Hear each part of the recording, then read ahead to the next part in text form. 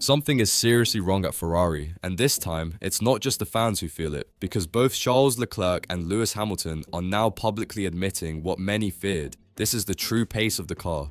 No hidden setup, no tire excuse, just the brutal, painful reality.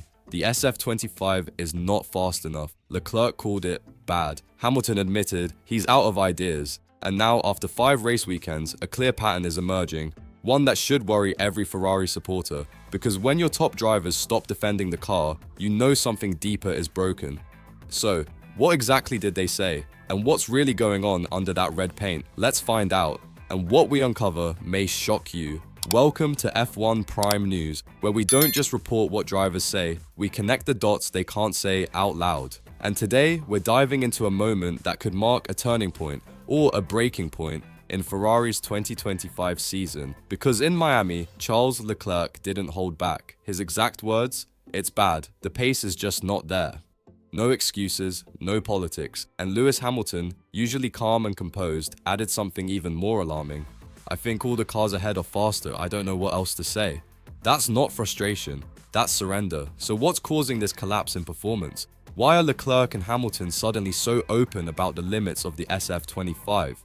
And could this be the moment Ferrari admits they've lost the development war in 2025? The deeper we look, the worse it gets. It all started with one simple phrase, "It's bad."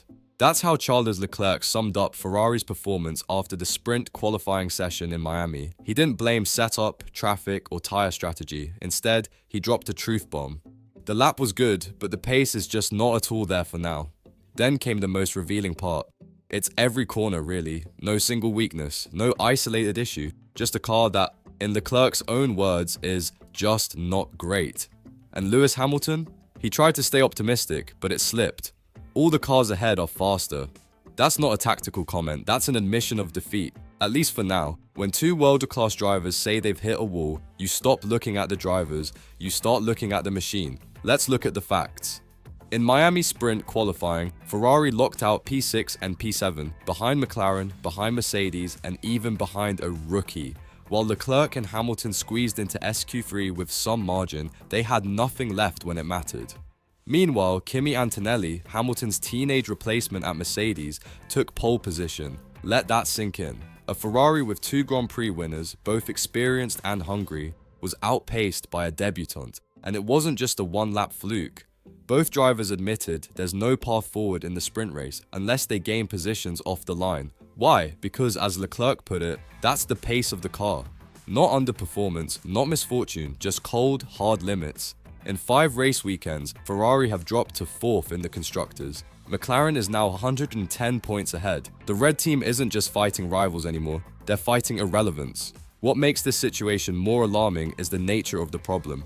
This isn't a setup issue or a bad tire call. According to Leclerc, the car is struggling in every corner. That means the problem is baked into the DNA of the SF25, not a weekend-specific flaw. Yes, low-speed corners seem worse, but Leclerc made it clear. It's every corner, really. That suggests aerodynamic imbalance, poor mechanical grip, and inconsistent traction. In other words, the Ferrari doesn't know what it wants to be. Hamilton echoed the same frustration. "We're just lacking speed."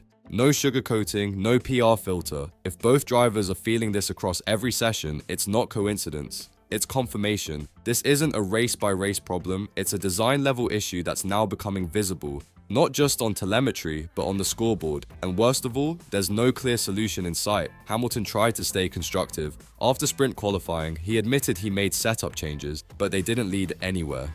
"There are definitely learnings to take from today," he said, "but we're just lacking speed. That's the scary part. Even with adjustments, engine mapping, suspension tweaks, balance shifts, the car doesn't respond the way a top-tier machine should." Hamilton even mentioned that FP1 felt a bit nicer to drive than SQ. But that feeling vanished as the sessions progressed. It's like Ferrari is chasing something they can't quite reach. The data says one thing, but the car reacts another way. Leclerc described it perfectly. It changes from one weekend to the other. There's no consistency, no baseline, just guessing, and in a sport where milliseconds matter, guesswork is suicide. That's why both drivers sound less like competitors, and more like passengers waiting for a breakthrough that might never come. 5 races in, and the numbers tell a brutal story. Ferrari sits 4th in the Constructors' Championship, behind Red Bull, McLaren, and Mercedes. they've scored 78 points. McLaren, 188. That's a 110-point gap, and the season isn't even halfway through. Leclerc is 5th in the drivers' standings, trailing Oscar Piastri by 52 points. Hamilton is even further back, struggling to stay in the top 10. This isn't just a slump, it's a collapse. And the scariest part? Even the drivers have stopped talking like contenders. There's no more, "we'll bounce back." No more, "we're working on it." Now, it's just, that's the pace of the car. That line might be the unofficial obituary of Ferrari's 2025 title hopes, because when your drivers say the car has no more to give, that's when the fight shifts from the racetrack to survival. When Charles Leclerc says, "it's bad," and Lewis Hamilton follows with, "I don't know what else to say," that's not strategy talk. That's a cry from inside the cockpit. Ferrari isn't losing because others got better. They're losing because they stopped improving.